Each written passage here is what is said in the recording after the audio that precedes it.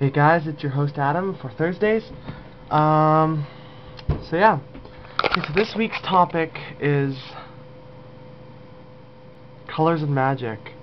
And Mr. Pagan Possibilities, his camera doesn't work, sorry, zoned out. I always zone into a trance-like state all the time. And I think Glammy's before me. Yeah. I don't know. I don't know what's happening this week. I just looked on the Peppermint Juju and I saw no one uploading. But I'm guessing everyone's busy, and it's understandable because, you know, they have kids and school's getting out for schools for younger kids. Schools, they're off this week or next week. Anyways, um, so I'm guessing I'm the first one posting for this week. But I'm assuming they're busy. I don't know. I was just confused because I was like, oh my gosh, like I'm never the first one posting, so I always watch the other people's videos, so I don't copy them, and then, you know, so when I'm the first one doing it, I don't like I don't like being the first one because if I take someone else's idea, I feel bad. I don't know. It's just something. It's weird, but I'm assuming they're busy, and it's alright. Okay, so it's about colors and magic. And basically, I have a method called the childhood method. And basically, you can read any type of book, and it will tell you the meanings. Every book, if you look at every book, they'll have different meanings. That's great. Those meanings work for the authors. Might not work for you. Here's a method I want y'all to do. The childhood method. I call it the childhood method. It's because go back into your childhood. Meditate. Go back into your childhood. Go back into your memories. It's somewhere in your brain, somewhere in your mind. It's back there. Once it's there, it's there. It's like saved in a book, but it's your mind. It's in your consciousness. Once you remember,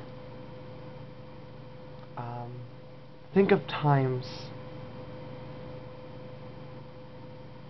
that triggered an emotion, and then see what color comes to mind.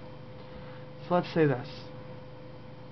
I view red for love. Some people view pink. I view red for love, or pink. I view both for love. Red or pink for love. Because red and pink for love. When I was younger, in school, elementary school, which is not that long ago actually, maybe like 7, 8 years. People would give each other candy, and most of the candy that was in wrappers, or most of the candy that had coloring in it, was red or pink. So that's why I associate love with that. I also associate chocolate with love for that situation, for that reason. Let's think of another one that's not simple. Money for me, is green, because that's just something I associate. Every time I see on cartoons when I was younger, everything used to be green, so money reminds me of green. Black reminds me of protection. I don't know why. Sometimes you will not know the reason why. It'll be your gut feeling.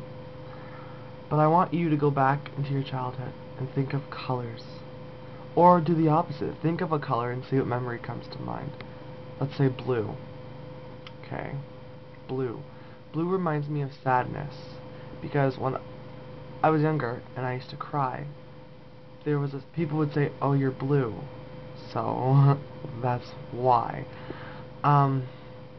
White reminds me of purity, because I came from a Christian background, and sorry, that's my phone. When I think of Christianity, I think of purity, and I think of the robes that the altar boys used to wear, which were white, and it just reminds me of pure things. So when I think of white, I think of purity, but also, since I started this path, I think of, like, white can be anything, because, yeah, like any intention. Yeah. But just go back. Think of a color or think of a memory, vice versa. Do back and forth and jot them down. I don't jot my colors down. I just do, if I'm in a situation, I'll just do it then. But just try and associate colors with things. Okay? And that's pretty much it, you know. It's called the childhood method. Go into a meditative state, you know. Like, what I usually do is I go into, you could go into a meditative state and then picture a white room with a mirror.